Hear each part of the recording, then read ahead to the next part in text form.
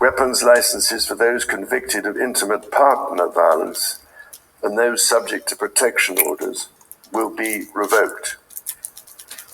Through the deployment of scanners, drones, and helicopters, additional personnel, and canine teams, the government will stem the tide of illegal guns and drugs across the border. It will take these steps while protecting the rights of law-abiding gun owners and Indigenous peoples' long-standing hunting traditions. So the king flies all the way to Canada, sits on a throne, and reads a speech that somebody else wrote for him. Very ceremonial, very serious, and very, please, I know you're Canadian, but clap respectfully. He talked about unity, responsibility, shared values, the weight of history. While wearing enough medals to set off airport security from 1867. The wildest part? After 500 years of monarchy, global empire, colonial paperwork, Canada still gets governed like we're a group project where the substitute teacher is reading the notes. The list of prohibited firearms in Canada. This prohibition takes effect immediately. The way this clip was explained to the public was very clear, very responsible, very calm. Law-abiding Canadians are apparently buying AR-15s because they wake up one morning and think, yeah, crime today feels right. Not for sport shooting, not because they passed background checks, not because they're inspected, licensed, tracked, stored, and audited. No, according to the narrative, they're buying them to commit mass murder and patiently filling out federal paperwork. Which means the government's position is criminal intent is strongest in people who follow the laws perfectly. Apparently, the most dangerous man in Canada is someone who can read instructions. These firearms by way of regulations. These weapons were designed for one purpose and one purpose only: to kill the largest number of people in the shortest amount of time. So, here's a fun Canadian bedtime story for you. You go to sleep normal. Law-abiding citizen. You wake up the next morning, surprise, surprise, surprise. Your legally owned property, firearms, they're gone. Not seized, not bought, just poof. No knock, no charge, no court. Just paperwork happening between Ottawa and your coffee maker. I'm not saying Dominic LeBlanc personally snuck into my house like the tooth fairy with a law degree, but that's sure as fuck what it feels like. Because nothing says public safety like, waking up, citizens. It's alright. You're confused, you're compliant. And you know what? They're probably wondering if their fishing rods are next. I didn't change. My training didn't expire overnight. But my background check, you know what? It didn't even fall while I was asleep. But apparently I did. Good morning. That's your problem now. will not be fooled by him.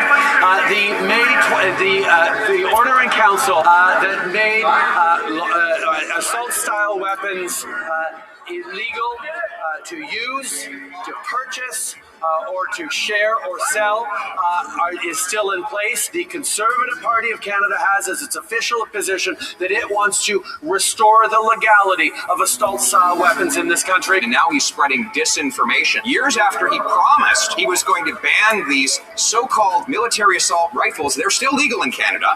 And he's paying foreign hunters to get into helicopters and fly around over Vancouver Island to slaughter deer that our hunters would have taken down for free for the meat. When will this Prime Minister stop his policy of targeting lawful Canadians and go after the real criminals? Tried saying in the Vancouver Sun, oh, maybe there was 2 or 3 shots in the deer. No, they got hamburgered. You know, like it was a hot mess. I can't believe the amount of the waste and the spending on that. Yeah. And they're like ruling out our weapons, and yet they use the exact same rifle that they say that we're not allowed to possess.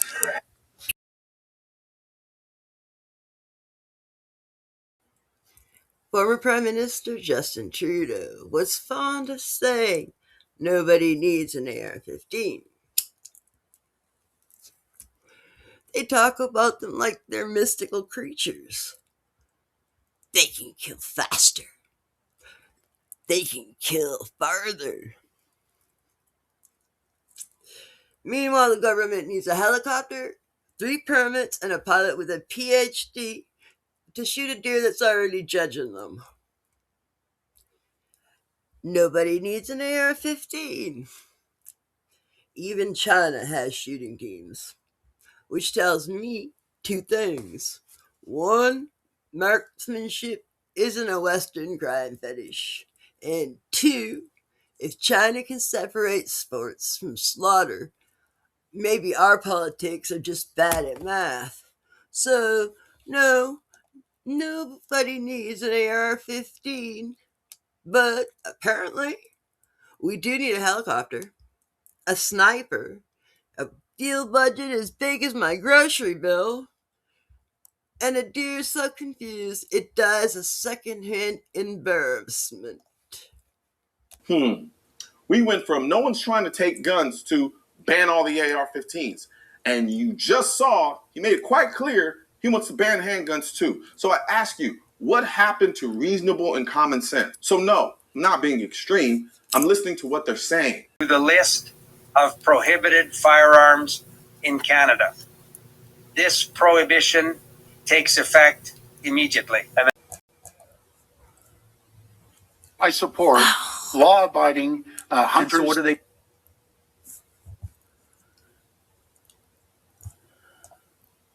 And so what do they do when they get panicky, when they got bad news and they want a channel changer? They break the glass and they pull out gun control. The government has decided they're going to roll out this buyback nationally. They blow themselves up in Cape Breton. And in the jurisdiction of that buyback pilot project were 3,100 licensed gun owners, and they get 25 guns from 16 people. They completely fail. It's like talking to a psychopath, right? It's just a stream of nonstop lies and it never ends. So they're like, we're good to go. You know, now we're going to administrate this $750 million program. Now, based on our experience over 6 weeks, on half of Cape Breton, by the way. If only 16 people out of 3,100 gun owners participated, that is like 0.5%, correct? I can't do that math in my head, man. But yeah, it's a low number. How about that? We can agree on that. So what can we expect from this, right? Isn't that what they're going to see across Canada? They're not going to see people flocking to do this. Alberta's come out saying we won't enforce. I believe Saskatchewan said roughly the same thing. The way that this program has come about is quite a twisted political tale, right? And even if you only go back a few months, we have Gary Anandasangri. He was caught on leaked audio that the CCFR leaked to the mainstream media.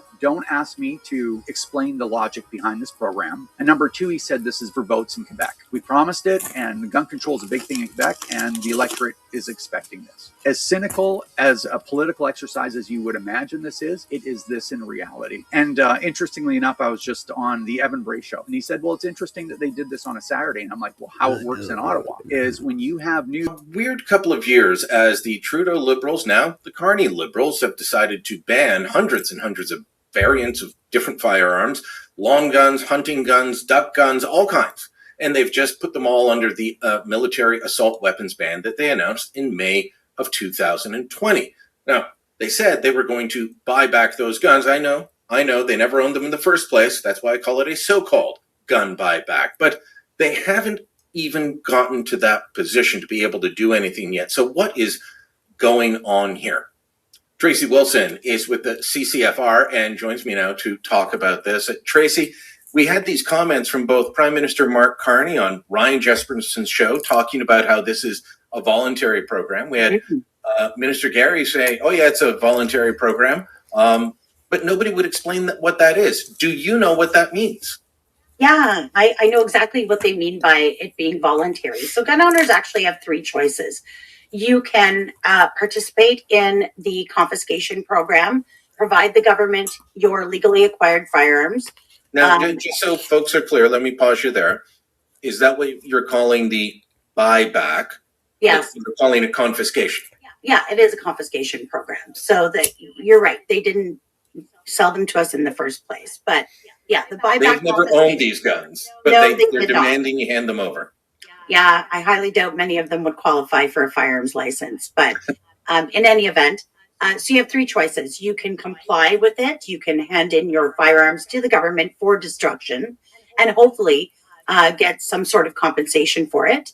Your other choice is if you want to keep those firearms, you can actually. However, you are going to have them professionally deactivated and, in other words, destroyed at your own cost. And it's somewhere between $500 and $700 per firearm at your own cost. And of course, you would be able to keep the junk that is left over. They would be completely destroyed, never able to fire again. Or your third option, of course, is to not comply with any of it and subject yourself to potentially lengthy prison sentences and the destruction of your life. So I guess when you want to look at it that way, it's voluntary in the sense that you can choose your poison, which way you want the government to destroy you. Yeah, that's a weird way to describe it as voluntary. When I heard this, I had a few people reach out to me because they know I write on this, maybe not as much as I used to, but I still write on this issue. And they said, oh, are they going to grandfather these firearms? So you can keep them. You can't take them to range. You can't use them, but you can keep them. And that's why I reached out to you. I was like, what are they talking about? None of this makes sense. So originally in the original May of 2020 OIC, grandfathering was actually a third option. Cynical as a political exercise as you would imagine this is, it is this in reality. And interestingly enough, I was just on the Evan Bray show, and he said, well, it's interesting that they did this on a Saturday. And I'm like, well, how it works in Ottawa is when you have news. Mr. Speaker, the first job of the public safety minister is to keep Canadians safe. This public safety minister admitted to not knowing what a firearms license is. He's been... Minister, the honourable member. How many guns have been seized so far under the buyback confiscation scheme? The honourable minister. 1,000. The honourable member. What was the price per gun that the government paid for these? Minister. We'll be able to get back to my colleague. The honourable member. How many firearms does the government believe have been prohibited that will be collected under this confiscation scheme? Minister. Anticipation is about 179,000. The honourable member. Are all of those firearms semi-automatics? The honourable minister. I don't believe so. The honourable member. What other types of firearms have been banned that the government will be seizing? The honourable minister. Those that are scheduled to be bought back will be removed. I can't tell you the specific ones, but they're in the schedule. Honourable member. Does the minister have an RPAL? Minister. Can you repeat that question? The honourable member. I'll rephrase, Chair. Does the minister know what an RPAL is? The honourable minister. I do not. Member. Does the minister know what the CFSC is? The honourable minister. I do not know. Member. I'll stipulate, Chair, that is the Canadian firearm safety course that all gun owners in Canada have to do to get their firearms license. Has the minister ever done the Canadian firearm safety course? The honourable minister. Speaker, it's my third week on the job. No, I have not. The honourable member. Does the minister know what safety classes and safety demands are expected of law-abiding Canadian gun owners? The Honourable Minister. This is not about law-abiding gun owners, Mr. Speaker. Honourable Member. How can the minister make that claim when he doesn't know the basic fundamentals of law-abiding gun ownership in this country, Chair? Minister. Mr. Speaker, the Bill 21 is meant to get serious, dangerous weapons off our streets. We're discussing the federal government's gun buyback program, and language is important. We often hear the term assault weapons to talk about semi-automatic firearms, which is incorrect. Assault weapons are fully automatic firearms and have been banned in Canada since 1977. And the thing is that I don't think that this statement was in response to that, because those comments were made like yesterday or the day before, and this statement came out today. Now, I know that there is no way that a statement like this came out that fast. You might say, well, it's a real short statement. Yeah, it's a real short statement on official letterhead with the signatures of 3 judges on it. I am going to say you couldn't get the 3 chief justices to agree like where they're going to have lunch without at least a week's notice. So something like this statement, I'm sure, would have gone back and forth between the justices and their staff, with people revising, correcting. Can we change this word here? Can we change that word there? Before all 3 of them were willing to put their signature on it. So I think that the chances that this statement came about in response to those recent comments, very low. However, the statement clearly did come about from some of the previous commentary about the judiciary and sort of starting to step on their independence. So regardless of that, it does seem to be a kind of statement that is basically saying, stay off our lawn, mind your business, leave us to our stuff, you do yours, and stop trying to meddle in stuff that is beyond your authority, beyond your power, beyond your control. They were among the safest people in the country. Yet time after time after time, when the Liberals want to make a big show of getting tough on crime, they go after law-abiding gun owners. But I want to reiterate, the Statistics Canada study that shows gun crime is up in the country also shows that gun crime is not caused by law-abiding gun owners in legal possession of their guns. The other thing that's very important is that same study showed the guns that criminals are using do not come from law-abiding gun owners. They weren't stolen from people who acquired the guns legally. That's always a big thing the Liberals say. Well, they say, oh, yes, we aren't going after law-abiding gun owners because they're committing crime. But, the criminals are stealing guns from them.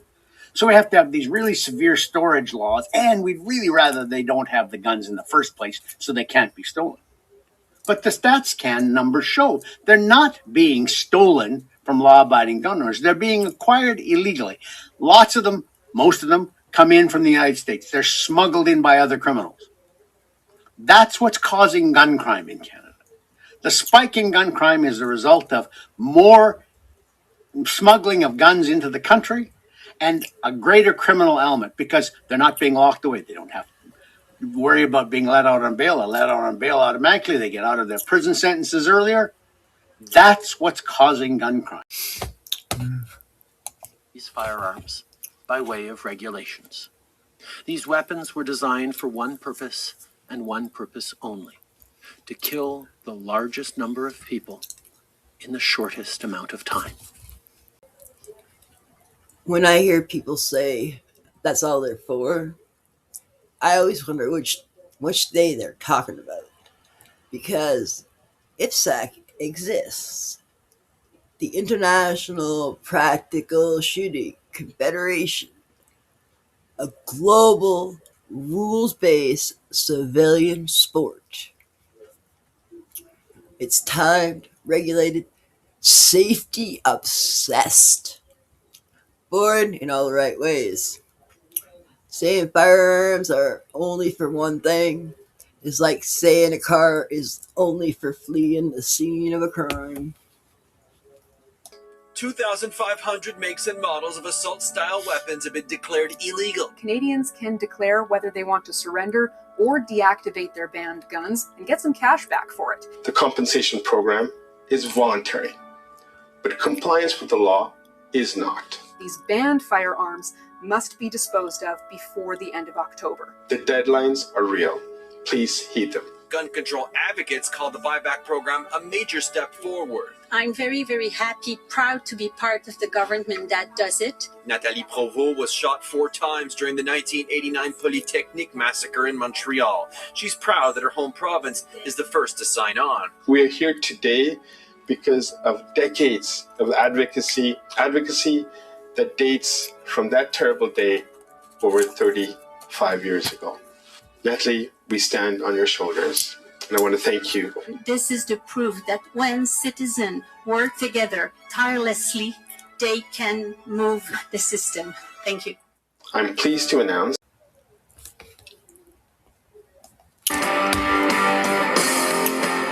Three Gun has been called the X Games of the shooting sports. As the name implies, there's 3 different platforms: rifle, pistol, and shotgun. There's a total variety when it comes to 3 Gun. You're going to be shooting different courses of fire, different targets at different distances with all 3 guns. Obviously, there's a lot going on in 3 Gun. You've got 3 times the gear, 3 times the ammo, and it only makes sense that it would be 3 times as difficult. But don't let that discourage you. Chances are, if you've already got a semi-automatic rifle, a pistol, and a shotgun, you've got everything you need to come out and play with the pros. So grab the gear that you have. Chances are, we have a division that fits you. One of the most impressive things about the 3 Gun community is the people. Someone is probably going to take you under their wing and answer any questions that you may have. I also encourage you to find a range officer and volunteer to help him out a little bit. Help him reset, help him score. It's going to... If you support gun control, there's 4 parties that have promised to tighten gun control.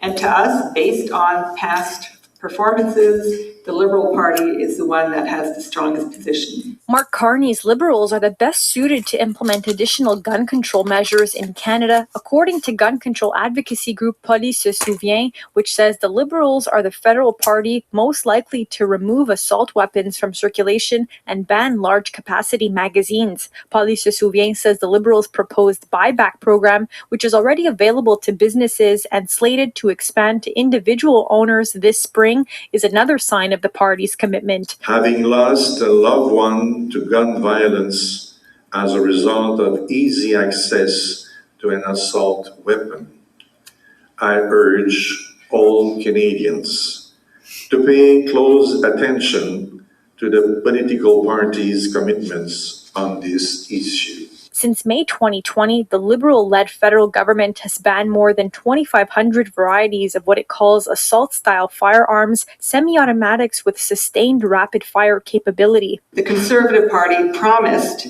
to make assault weapons legal again. Virtually all assault weapons are prohibited. They're still out there. They're waiting to be bought back. And only then would we have a true ban on assault weapons. But with the Conservative government, Canada would not have a ban on assault weapons. They promised to reverse this. The Conservatives have previously said they'd add more border agents to prevent gun trafficking, something the NDP also committed to doing. The advocacy group ranked the Bloc Québécois as the next best suited to support gun control in Canada, given the party's support of Ottawa's efforts in the past. Depending on the government we have, that the fate of gun control in Canada is at stake. In Montreal, Alicia Rubertucci, City News. There's a lot of people asking me a very simple question. What does voluntary mean? Because in a normal language, voluntary means you can say no, and nothing bad's going to happen. But that's not what they mean. What they mean is you can say no, and then see how hard we can make your life. And when you watch some of the politicians explain this, there's that look, that fucking smirk, the one that says, don't worry, you won't fight back. You won't advocate for yourself. You'll accept whatever we call it. They're not confused about words. They just think we don't understand them. In their areas of jurisdiction, but this process will unroll. We're not confiscating guns. People aren't going around confiscating guns. Anyone who says that is a mischaracterization. I think maybe age is getting to our Prime Minister. He doesn't know that CONFIScation spells buyback. I realized something important too. We're governed by people who want the power of words without the responsibility of knowing what they really mean. That the government is having from what they expect. And so maybe part of this video could be a public service announcement to them so that they understand how the rest of us see this. So let me give you an example. If you were to go to a Chinese style restaurant here in Toronto and get yourself some chicken balls, you could probably get away with that. But if you do that same shit in China, you'll get kicked out before you could say something wrong. Ask me how I know. For example, maybe you've had a rough day at work and you want to go to a massage parlor to get the rest and relaxation that you so deserve. So you call up your buddies and you tell them, hey, do you guys want to go to a shiatsu style massage parlor? And they're like, you mean a rub and tug? And you're like, no, I mean a shiatsu style massage parlor. Listen, everybody knows. They know, you know, I know. Your parents know. You're going to a rub and tug, and there's nothing wrong with that. But you got to call a spade and not a small spoon. We're discussing the federal government's gun buyback program, and language is important. We often hear the term assault weapons to talk about semi-automatic firearms, which is incorrect. Assault weapons are fully automatic firearms and have been banned in Canada since 1977. I urge all Canadians to pay close attention to the political parties' commitments on this issue. Since May 2020, the Liberal-led federal government has banned more than 2,500 varieties of what it calls assault-style firearms, semi-automatics with sustained rapid-fire capability. The Conservative Party promised to make assault weapons legal again. Virtually all assault weapons are prohibited. They're still out there. They're waiting to be bought back. And only then would we have a true ban on assault weapons. But with the Conservative government, Canada would not have a ban on assault weapons. They promised to reverse this. The Conservatives have previously said they'd add more border agents to prevent gun trafficking, something the NDP also committed to doing. The advocacy group ranked the Bloc Québécois as the next best suited to support gun control in Canada, given the party's support of Ottawa's efforts in the past. Depending on the government we have, that the fate of gun control in Canada is at stake. In Montreal, Alicia Rubertucci, City News. Buyback, eh? Buyback. They keep calling it that, but I didn't buy my guns from the government. They got a good share of taxes, but they didn't sell me the guns. So when the government calls confiscation a buyback, what they're really selling is confidence. Not in gun owners, but in whoever is in the house next. They call it a buyback. Again, I didn't buy them from them. That's not a refund. That's leaving with my furniture. They're not assuring gun owners. They're rehearsing for expropriation.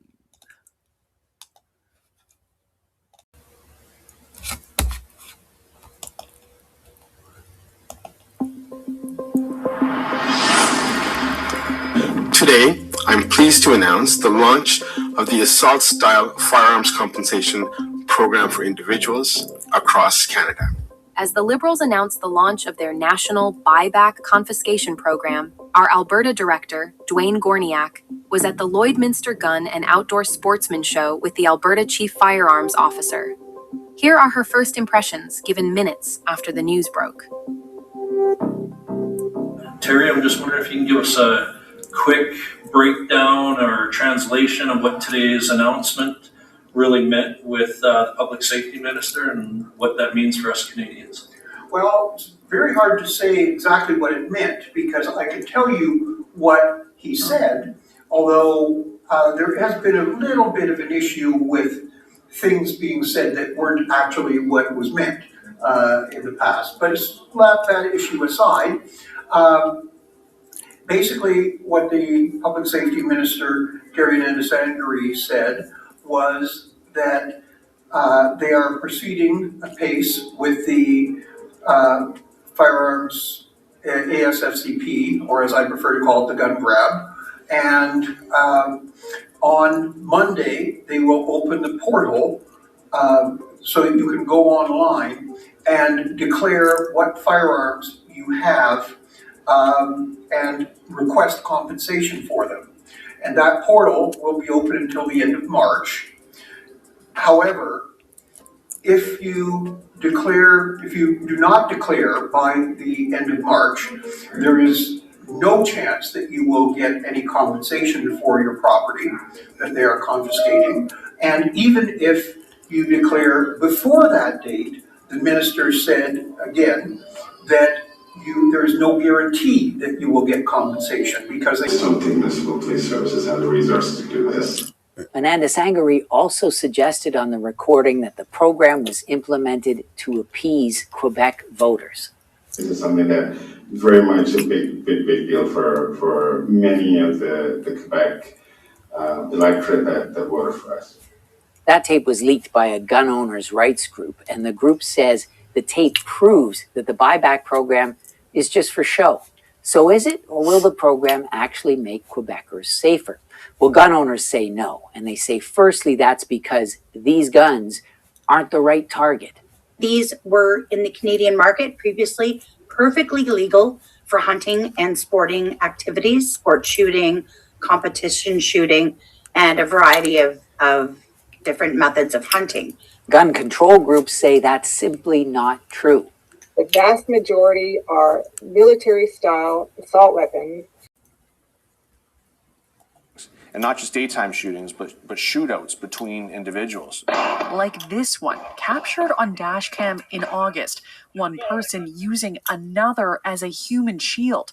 Police say no one was harmed, but the violent trend is extending across the Greater Toronto area, with shootings up 40% in Toronto, 17% in Peel region, and 80% in York region compared to last year. The most recent data from Statistics Canada shows gun violence has been rising right across the country. And this expert says part of the issue stems from looser gun laws in the U.S. The U.S. has sort of kind of opened the floodgates, and everybody else is sort of getting their crime guns from them. The Canada Border Services Agency says smugglers are using more sophisticated methods to move guns, and agents are trying to adapt. Advocacy that dates from that terrible day over 35 years ago. Natalie, we stand on your shoulders, and I want to thank you. This is the proof that when citizens work together tirelessly, they can move the system. Thank you. I'm pleased to announce the launch of the assault-style firearms compensation program for individuals across Canada. This is an important day for public safety. Today, we're making good on our commitments to rid our communities of assault-style firearms. These are firearms designed for war, for killing people. They have no place in our communities. Quebec, to have the Sûreté de Quebec, the provincial police force, do their confiscations. And this was a perfect opportunity for them to launch nationally. As most people, I think, already know because it's been everywhere, the Liberal Party of Canada, the Liberal government, has decided to throw the doors open to their national firearm compensation buyback / confiscation program. The Liberal government was able to secure a contract with the province of Quebec to have the Sûreté de Quebec, the provincial police force, do their confiscations. And this was a perfect opportunity for them to launch nationally. So they got all the important, pertinent people together. The Minister Gary was there, the Quebec Public Safety Minister, a bunch of laws enforcement, and of course the Secretary of State for Nature, because she plays a vital role in gun control. I know it's a lot of bad news and it's overwhelming for people. It's overwhelming for us too. But really, when you boil it down, what they did here, all they've got is they opened up a registration website. That's it. That's the entirety of the announcement. It's a website. It's their attempt, and the goal is to acquire as much data and information from gun owners as they possibly can and find out exactly what you've got. So that's what they're asking people to do. Yeah. So the portal went live, which is interesting in itself, right? Because the only other live test they had was in Cape Breton, involving 16 people entering information. And 25 firearm records were entered in there. And they're like, okay, this is, I don't know any IT person or database architect or whatever that would be like, okay, if we're going to roll this out to 2.4 million people, we should test it with 25 people first. And 16 people, if that works, that's the criteria we need to go live. But anyway, this is the government we're talking about. So they do things differently. Well, hopefully it meets the same fate as the Phoenix Pay system and just blows up. Well, we'll see. Okay, so portal's open. It's open right now. It closes on March the 31st. So it's going to be open for just over 3 months. And what they're expecting is everyone to run in and tell the government what you have to see if you have a chance at getting paid. Now, the amnesty, so some people are confusing this with the amnesty. The amnesty ends October 30th at the end of this year. So yes, you don't have to participate in the buyback. As Big Gary says, it's voluntary, but the March 31st deadline does not mean you have to turn your guns in, just so you know. That's right. I mean, everyone's protected regardless of where you live, regardless of if they were previously non-restricted or restricted. You're still protected by that amnesty until the end of October 2026. And that's really important. So, I personally will not be participating in the Hunger Games for gun owners and trying to compete against other people to try and get a scrap of what's provided. But I mean, everyone has to make those decisions for themselves. But je suis libéral, alors c'est sûr que je pense que oui. Certainement, quand on regarde les grands premiers ministres du 20e siècle, les seuls qui ont vraiment tenu le coup, c'était des députés du Québec. C'était Trudeau, c'était Mulroney, c'était Chrétien, c'était Paul Martin. Alors, on a un rôle, ce pays, le Canada, est à nous.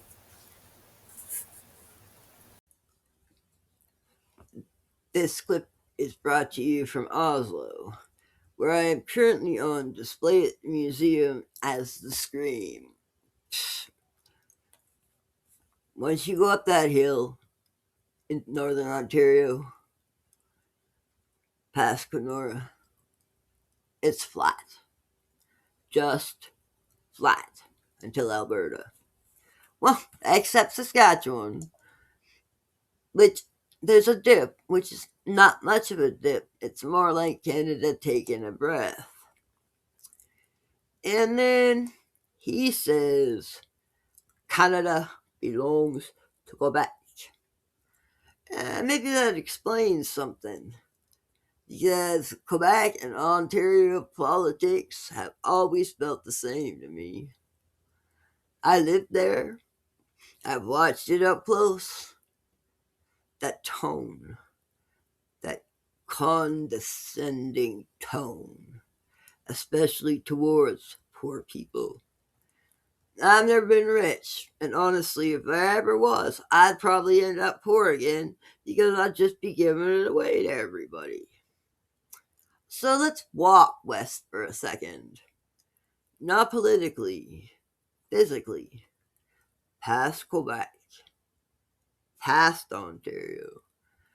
Past that last city up there, Kenora, where the road stops pretending this is still about votes and starting to admit it's about backs. You hit the foothills of the Rockies. Tell me again, who Canada belongs to. Because if Canada belongs to Quebec, then somebody forgot to tell the rest of us who have been holding it up with our backs. Maybe that is the problem. Maybe city folks think when you go up that hill, that's the end of the country. The sign says orbit, which could have been explained as a garbage bin instead of a speed trap. But You never know what's past it. You just assume the rest of the country is optional scenery. Saskatchewan isn't flat, it's just that part of the country that does all the heavy lifting without asking for applause. And then he says, Canada belongs to Quebec. These firearms by way of regulations. These weapons were designed for one purpose and one purpose only: to kill the largest number of people in the shortest amount of time. The list of prohibited firearms in Canada. This prohibition takes effect immediately. And the list of prohibited firearms in Canada.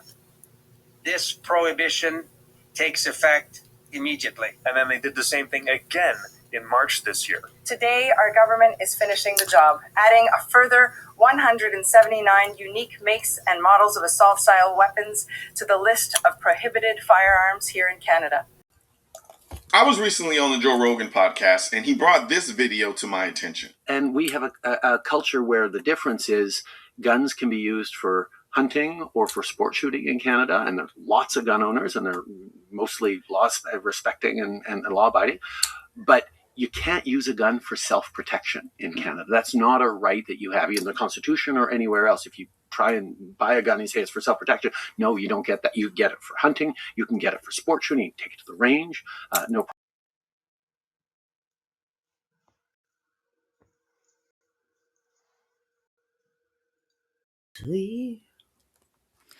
We're discussing the federal government's gun buyback program, and language is important. We often hear the term assault weapons to talk about semi-automatic firearms, which is incorrect. Assault weapons are fully automatic firearms and have been banned in Canada since 1977.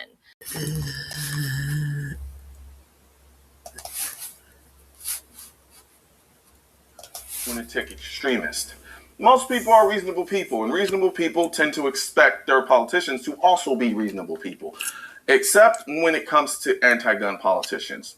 Let's take the Prime Minister of Canada, for example, Justin Trudeau, who in 2010 said this to a group of pro-gun protesters. Fear in here is that the first step towards registering your guns is just the first step towards taking away guns from everyone.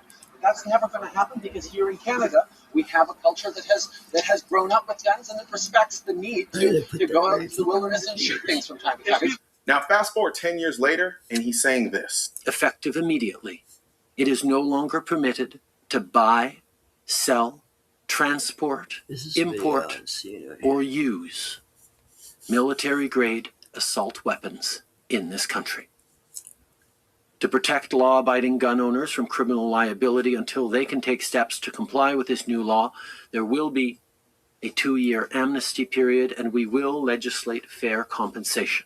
Now I can see all these years, study after study, report after report, committee on another committee, for a point of order for another committee.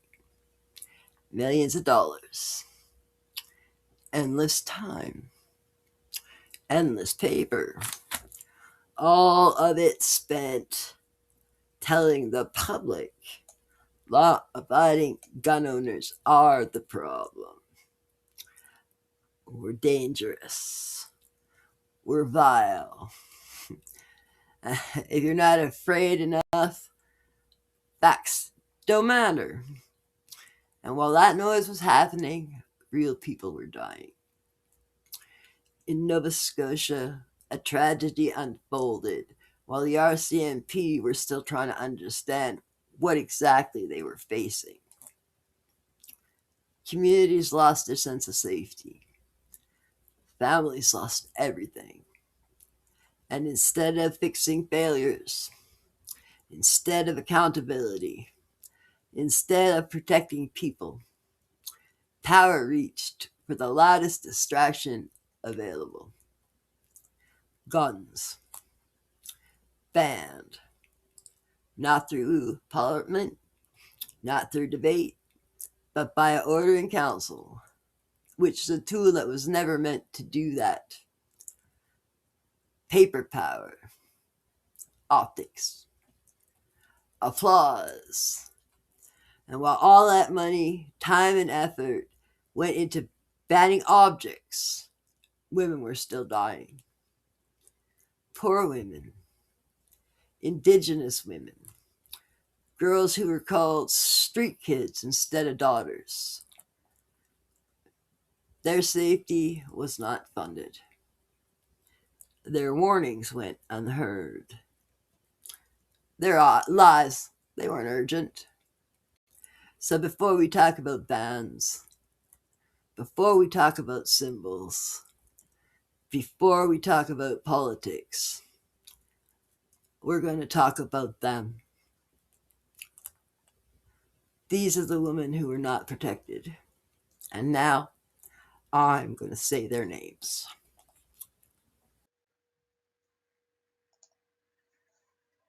Serena Abatsui, 29. Marnie Leanne Frey, 24. Andrea Jonesbury, 22. Georgina Faith Poppin, 34. Mona Lee Wilson, 26. Brenda Ann Wolfe, 32. State charges, 20 victims. Picton was charged but not tried for these murders. Investigators found DNA or remains related to these women on his property. Heather Kathleen Bottomley, 25. Andrea Frey Borehaven, 25. Heather Gabriel Chinook, 30. Wendy Crawford, 43. Sarah Jean DeVerse, 29. Tiffany Louise Drew, 27. Carla Louise Ellis, 25. Cynthia Cynthia Felix, 43. Enga Monique Hall, 46. Helen May Hallmark, 20. Tanya Holkin, 23. Sherry Lee Irving, 24. Angela Rebecca Jardine, 27. Patricia Rose Johnson, 25. Deborah Lynn Jones, 42. Carrie Lynn Kosky, 38. Jacqueline Michelle McDonald, 23. Diane Melnick, 23. Diana Rosemary Rock, 34. Jane Doe's unidentified remains. Nancy Clark. She was our friend. 25-year-old. She disappeared from downtown Victoria, August 1991. Her DNA was eventually found on the pig farm years later. Investigators officially notified her family of the match in 2006. At the time of her disappearance, her daughters, one was a baby and one was ready to start school. Nancy Clark.